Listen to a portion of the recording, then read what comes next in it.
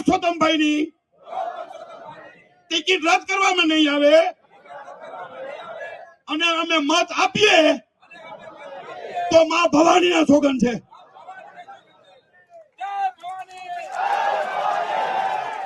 22 કરોડ ક્ષત્રિયોનો પ્રશ્ન છે. જય ભવાની, જય ભવાની, જય ભવાની. भारत माता की, छात्र धर्म की, क्षत्रिय समाज की, राजपूताने की. આ મારી વાત થઈ ગઈ 10 મિનિટ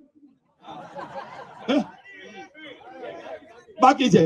આ તો બધા ઘડિયાળમાં જોઈને એમ કહો 3 મિનિટ જ થઈ છે, પણ મને અંદાજ આવી જાય ઘડિયાળ તો પહેરી છે. આમ તો આપણે 2 મિનિટ ખાલી વાત કરી લઈ. આ ટેલરની આપણે આ શરૂઆત જે ધંધુકાએ કરી છે તાલુકો કહેવાય. આ તાલુકામાં મહાસંમેલન થઈ ગયું તો રાજકોટમાં કેવું થશે ખાલી કલ્પના કરો. એ મને આંકડો આપતા બીક લાગે છે કે અહીંયા 50,000 રાજપૂતો ખાલી ધંધુકા તાલુકામાં, તો સમગ્ર ગુજરાતની અંદર પેલા અમે જિલ્લાના સંમેલનો કરશું, જિલ્લામાંથી તાલુકાના કરશું. આવેદન પત્રો ભલે આપી દીધા, આવેદન પત્રો નહીં, જિલ્લે ટીમ. આજે તમે ધંધુકાની ટીમ જોવો. આનો ચમત્કાર એવો થશે કે કદાચ આ આંદોલન આજનું જે છે એનું નામ પણ અસ્મિતા આંદોલન આપેલું છે, એ મહાઆંદોલન. તો ખરેખર આંદોલન કદાચ છેલ્લું પણ હોઈ શકે. અને ચુડાસમા સમાજ તો આમે ચતુર છે. મને બહુ વાલો લાગે ચુડાસમા સમાજ, ચતુરાઈથી કામ લીધું છે. હું 2000 ગામમાં ફર્યો છું કન્યા કેળવીના રથમાં. તે મને ઘણા એમ કીધું હતું કે ઝાલાવાડમાંથી 1 કરોડ લાવો તો તમને રૂપિયાથી જોખવા. ધાંગધ્રા અને હળવદ અહીં વિશ્વમાં બેઠા પૂછો, 2 તાલુકામાં 1 કરોડ ને 7 લાખ થયા. એટલે મેં ફોન કર્યો, 92 કિલો વજન છે. જ્યારે અમદાવાદ IPS સ્ટડીની રથયાત્રા નીકળી તો એવું મને કહેવામાં આવ્યું હતું, પણ કોઈ આવું બીડું નથી ઝડપું રૂપિયા જોખવાનું. અને ઝાલા સમાજે મને જોખી કીધો. ત્યારે એવું કહેવામાં આવ્યું હતું કે ચુડાસમા ચતુર સમાજ છે. મેં તો એટલે જ હું તમને કહું છું કે ચતુર સમાજ જો આજની કન્યા કેળવણીને ન ઓળખી શકે તો પીટી જાડેજા સમાજની સેવા મૂકી દેશે. ખાલી એક આ ધંધુકા આપણે તો 52 ગામ કહી છીએ, પણ 37 કે 38 હશે.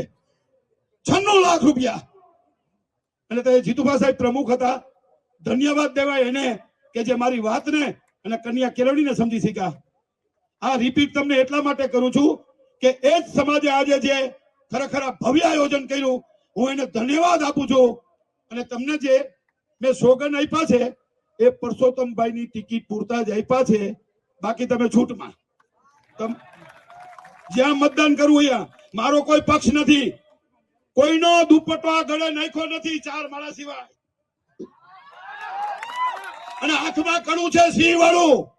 સુતા ને જાગતા એક જ વસ્તુ કે હું સિંહ છું, હું ક્ષત્રિય છું, હું બાપુ છું, હું આપું છું એટલે બાપુ છું. તો છેલ્લી વાત કરતો કે તમને જો 562 રજવાડા આપ્યા હોય, અમે સરદાર વલ્લભભાઈ પટેલની જોલીમાં નાખી દીધા હોય, તો એ પરસોત્તમભાઈ શરમ કરો, શરમ. ખાલી એક ટિકિટ તો આપો. આટલી તમારી એ સત્તાના ભૂખ્યાઓ. એને તો હવે શું છે 70 વર્ષ થયા ને તો 75 પછી ટિકિટ ન મળે એટલે મરણીયો થયો છે. પણ એને ખબર નથી અમે 22 કરોડ મરણિયા થવાના છીએ. બાકી ટિકિટ કપાવવાના વાત બાકી. ટિકિટ કાપી છે ને તો અમે સૂર્યવંશી છીએ, અમે ચંદ્રવંશી છીએ, અમે અગ્નિવંશી છીએ. આ સૂર્યનો તાપ તો હમણાં ખાલી 32 ડિગ્રી હતો. અમારી પાસે તો સૂર્યનો તાપ જેવા એના અમે વંશજો છીએ. એ અમે ગમે તેવી ગરમી ને તડકો કાંઈ નથી. હજી આમાં ઇન્જેક્શન તો દે, તને ખબર પડે અમે કોના પુત્રો છીએ. વધારે વાત ન કરતા 11 મિનિટ થઈ ગઈ છે. પણ મહાસંમેલનમાં હું જરૂર બોલીશ. તમે કલ્પના ન કરી હોય એવું બોલીશ. મરવા માટે મારે 2 જગ્યા પસંદ કરી છે. એક ભુજરમોરીમાં પાડીઓ થવું છે